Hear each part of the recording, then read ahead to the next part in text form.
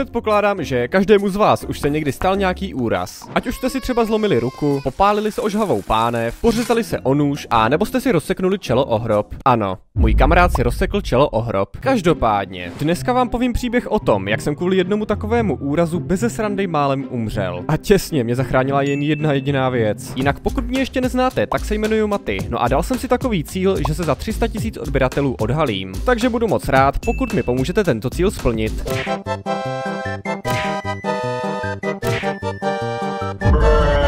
Abychom se vůbec dostali k tomu, jak jsem málem umřel, tak na to musíme jít hezky od začátku. Můj příběh začíná, když jsem byl ještě malý otravný kid a bylo mi teprve 10 let. Bydlel jsem sice v menším městě, ale do školy jsem chodil do vedlejší vesnice, jelikož tam zároveň bydlela moje babička, takže jsem k babičce mohl chodit po škole vždycky na oběd. Každopádně, na kraji té vesnice se nacházel takový menší kopec, na kterém stál chátrající opuštěný barák. A když jste se kohokoliv z vesnice na tento dům zeptali, tak vám odpověděl zhruba něco takového. Dobrý den, prosím vás, nevíte, co se stalo v tamtom hezkém domečku na kopci a proč je teďka opuštěný? Proč ty myslíš ten starý opuštěný barák, ve kterém se před 60 lety oběsil malíř a teď se z toho domu každou noc ozývají divné zvuky? Vyhýbej se tomu místu oblůkem a ať tě ani nenapadne tam chodit. Ta vaša mladá generace by pořád dělala jenom problémy. Oh my god, bro. Oh, hell no.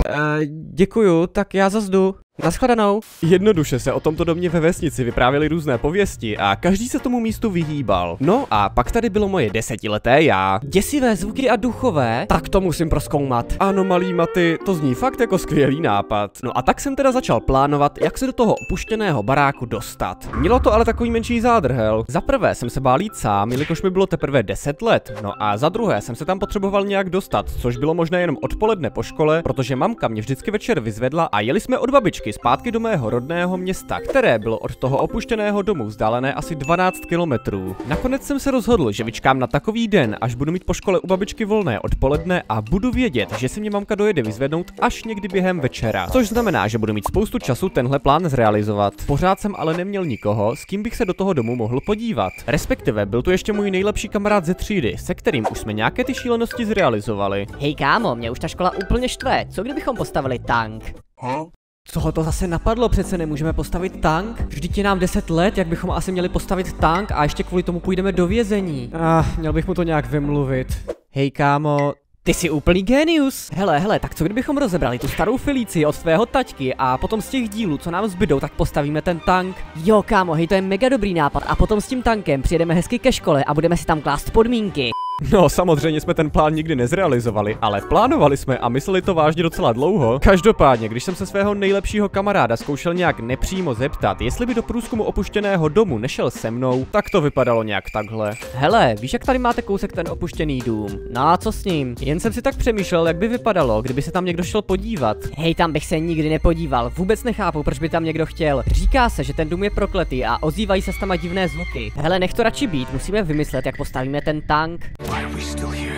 No, s mým nejlepším kamarádem to jednoduše nešlo. Jenže co teď? Byl jsem ten klasický divný introvert, který měl jenom jednoho dobrého kamaráda a to bylo tak všechno. Musel jsem prostě chtě nechtě vymyslet něco jiného. Naštěstí jsem měl ve třídě ještě jednoho takového spolužáka, u kterého jsem 100% věděl, že by do toho šel. Problém byl, že se jednalo o takového toho klasického naegovaného frajírka, no a já jsem tady tyhle typy nikdy neměl rád. Bohužel jsem ale neměl úplně na výběr a tak jsem se nakonec rozhodl zeptat jeho. Budeme mu říkat třeba Anton. Čus, Antone, hej, mám takový nápad. Chtěl jsem se podívat do toho starého děsivého domu na kopci, o kterém všichni mluví, ale nikdo do toho nejde se mnou. Tak jsem si říkal, jestli bys třeba nechtěl. Řekni mi kdy a kde a půjdeme na to.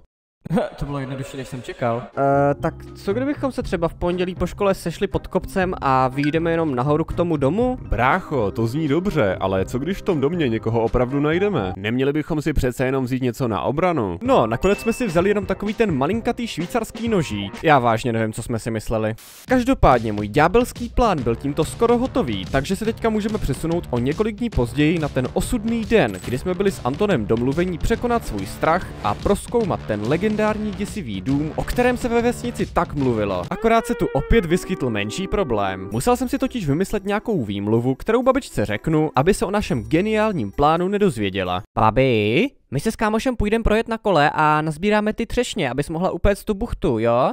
Nebudete tomu věřit, ale tohle mi opravdu prošlo. Takže jsem si z garáže vytáhl svoje staré kolo, na kterém jsem si připadal jako absolutní gangster. Od babičky jsem dostal pořádnou svačinu na cestu a mohl jsem vyrazit. Shodou náhod bydlel Anton ve stejné ulici jako moje babička, takže jsme se u Antona rovnou potkali. Tak co, máš všechno, co potřebujem? Jasný, brácho, můžem klidně vyrazit. Já takové výpravy dělám každý druhý den, víš jak. OK, možná nakonec Anton nebyl až takovej dobrý nápad. O 30 minut později. Hej kámo, to nevypadá úplně přívětivě.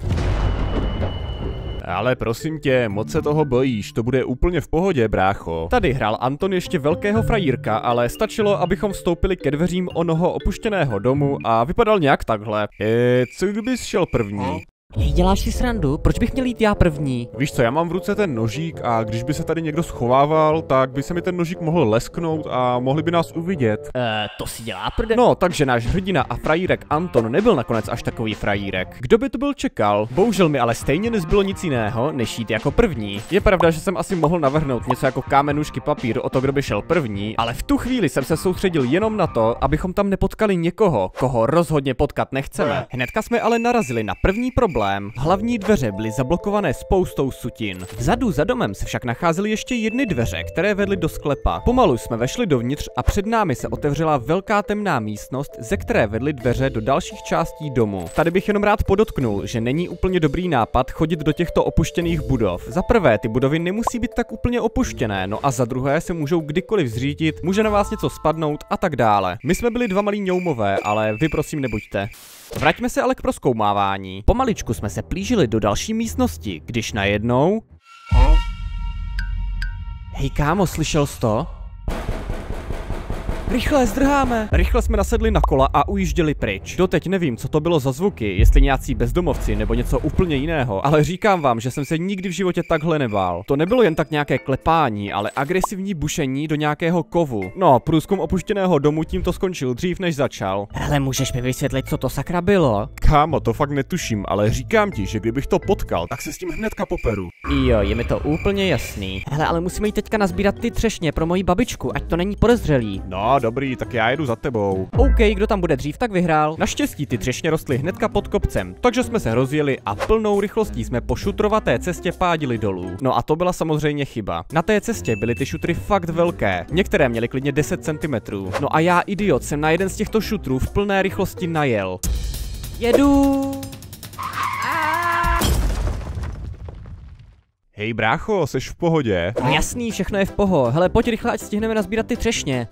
Počkej, víš, že ti tady z hlavy teče krev. No, říct, že mi tam teče krev, bylo teda hodně slabě řečeno, protože mi ta krev doslova tekla proudem a moje krásné červené tričko bylo najednou rudější než rudé náměstí v Moskvě. No a co se teda přesně stalo, ptáte se? Jednoduše jsem při najetí na kámen přeletěl přes řídítka a kutálel se ještě dobrých 30 metrů z kopce dolů, no a během toho jsem spadnul hlavou přímo na kámen. Což je sice velice pěkné, jenomže já pořád nemohl zastavit to krvácení. Hej, prosím tě, můžeš zaběhnout tady kousíček? My tam máme s kamarádem domek na stromě a tam by měly být nějaké kapesníky, ať zastavíme to krvácení. A tohle se babička nesmí dozvědět. Jasně brácho, všechno zařídím, počkej mezi tím tady a já tam rychle zaběhnu. Zaběhnu bylo velice silné slovo. Týpek se vůbec nenamáhal trošku zrychlit a celou dobu šel pomalou chůzí, i když co jsem od něj mohl čekat, že? Klasicky jsem měl ale víc štěstí než rozumu a zrovna kolem mě projel v dodávce jeden známý od mojí babičky. Reálně jak se tohle stane, taky to mohla být trochu jiná dodávka s trochu jiným pánem. Každopádně ten známý od mojí babičky mě pomohl naložit kolo a odvezl mě k babičce. A Anton mezi tím pořád šel pro kapesníky.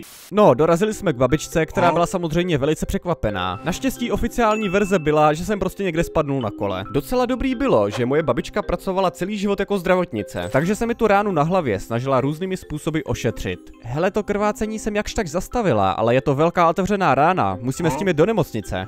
Proč jsem radši nezůstal doma? No, takže mamka celá nadšená pro mě dojela z práce a jeli jsme do města, kde se nacházela nemocnice. V nemocnici mě vzali poměrně rychle, ale odsud mám ty vzpomínky hodně takové zamlžené. Ono se asi není úplně čemu divit. Vím ale, že jsem musel mít celou dobu zavřené oči, protože mi světlo na lůžku svítilo přímo do obličeje. Což dává docela smysl, když jsem měl tu ránu asi 2 cm od oka a ten doktor tam asi potřeboval nějak vidět. No a taky si pamatuju, že mi to doktor zašil a řekl jednu frázi, která mi úplně utkvěla měla v paměti. Tož chlapče, máš to zašité, ale když jsem ti to zašíval, tak ti byla trošku vidět lebka a musím teda říct, že máš krásně růžovou lebku.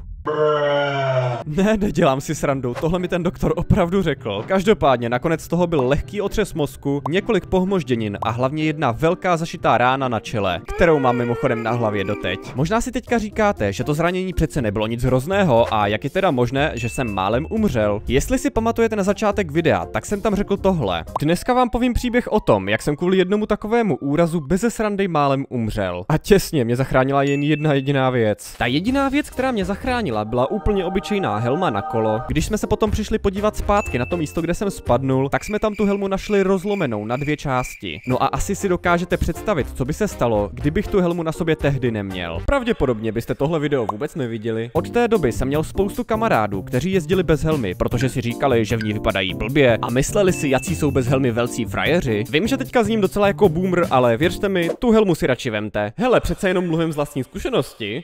Protože jak pravil mistr Ugvej, pokud nenosíš helmu na hlavě, tak nemáš nic ani v hlavě. Okay. Každopádně tohle byla ta moje slavná první animace. Že to nebylo tak špatný. Samozřejmě musím dát kredit Moonovi, od kterého jsem se ve stylu rozhodně inspiroval. Zároveň mi můžete dát do komentářů vědět, jestli byste třeba chtěli další animované příběhy. Tahle animace mi dala extrémně moc práce a budu rád, když to oceníte lajkem a odběrem. Takže dáme pro tuhle animaci třeba 20 000 lajků?